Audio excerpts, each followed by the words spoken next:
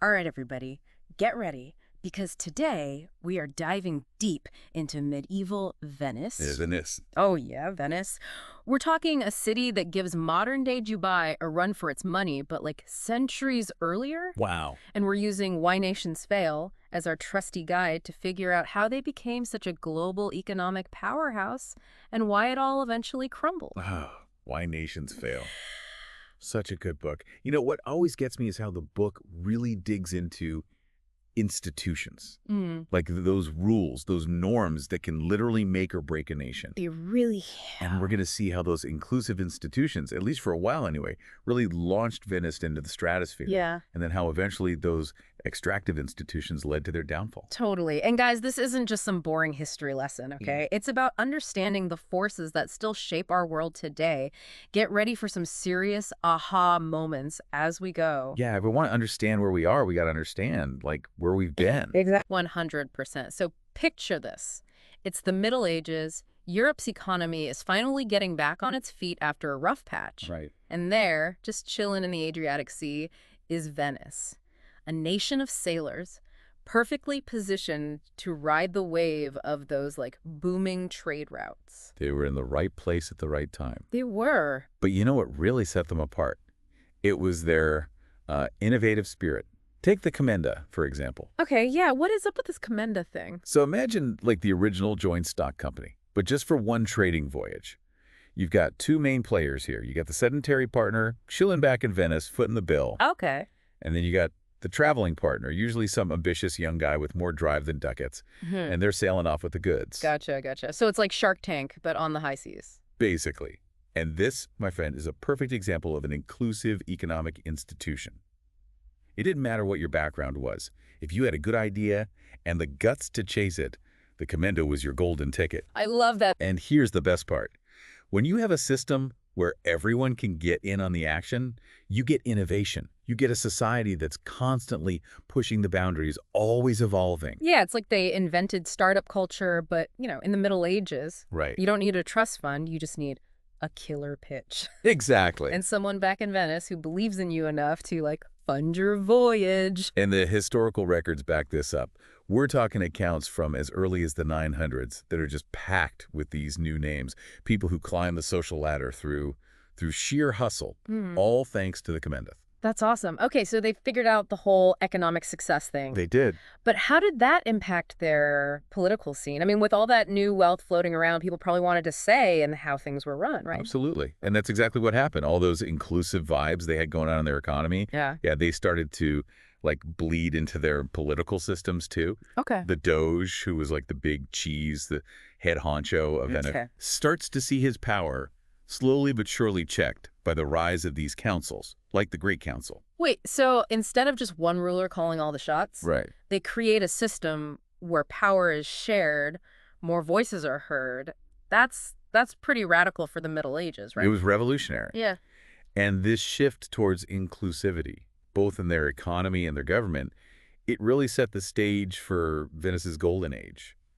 But, all that glitters isn't gold. Ooh, here's where things get a little dicey. Yeah. Imagine Venice at the top of their game, Right. rolling in dough, life is good. Living the dream. Right. But then those cracks, they start to show. The old guard, the OG Venetian elite, Mhm. they start feeling a little bit of pressure from all these new players on the scene. Yeah, and let's be real, they did not exactly handle it with grace. Oh, no. Picture this. They basically slammed the door shut on all that inclusivity that had made them so successful. Wow. The book calls it La Serrata, Okay. the closure. Kind of on the nose, right? Yeah, I was going to say. Like, we get it. Yeah. Get it.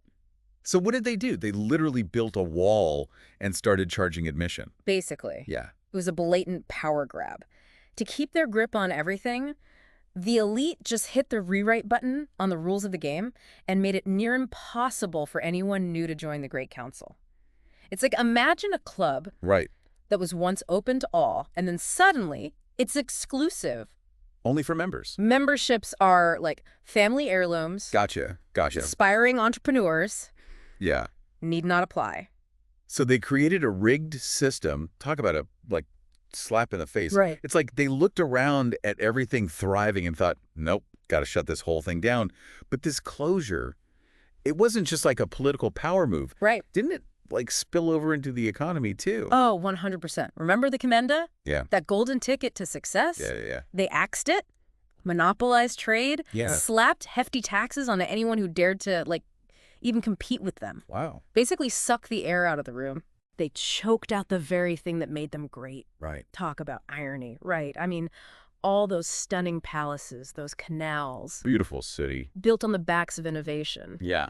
All funded by what? Squeezing out the little guy. It's a classic case of short-sightedness. Yeah. You know? They chose to hoard wealth instead of creating more of it. Totally. It's like they missed the memo that a rising tide lifts all boats. 100%.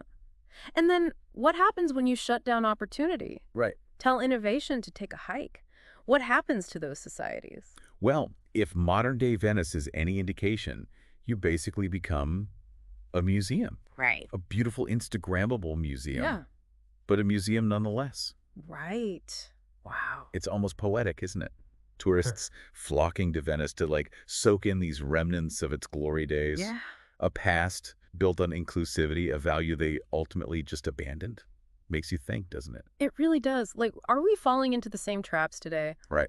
Are there echoes of Venice's closure happening right now, like under our noses? That's the million-dollar question, right? It is. And it's exactly what Why Nations Fail wants us to really think about, to grapple with. Okay. Because here's the thing.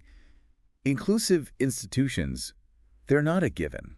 Yeah. They're fragile. They're vulnerable Yeah. to those who'd rather just rig the system for their own benefit. Yeah. So it's a cautionary tale, Venice. It is. But it's not hopeless. Not at all. Right. We have the power to choose a different path, We do. to build societies where everyone has a shot. Right. Not just a select few. Yeah, 100%.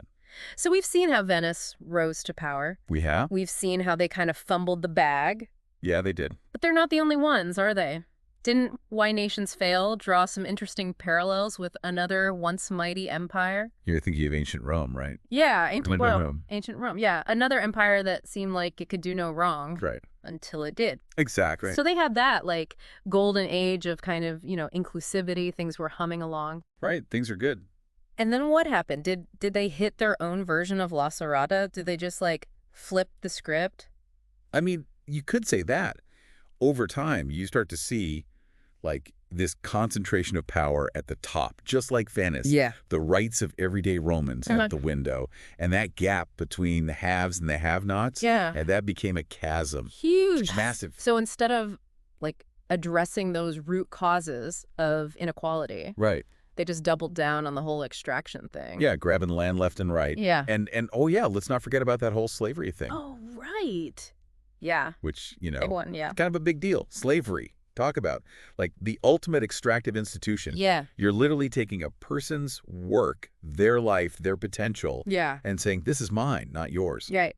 So it's really no surprise that societies built on that kind of system, they don't exactly invent the next best thing. Right. Because why would you bother if you don't get to share in those rewards? Exactly. It's like expecting a plant to thrive in, like a dark closet, Exactly. It might cling to life for a little bit, but it's never going to, like, reach its full potential. Exactly. So Rome, same path as Venice. Sadly, yeah. Extractive institutions, neat decline and fall. It's a familiar story, unfortunately. But it wasn't just that they were, like, vulnerable to outside forces, right? It was also that by creating these systems, they were creating instability with it. Oh, absolutely. Yeah. Internal strife, instability, that's what happens when the masses are shut out. Right. Remember, a house divided against itself cannot stand. It cannot stand. And that, kind of brings us back to the heart of it all. Yeah. What can we learn from all of this? Yeah, why should any of this matter to us, like, right here, right now? Right, because this isn't just some, like,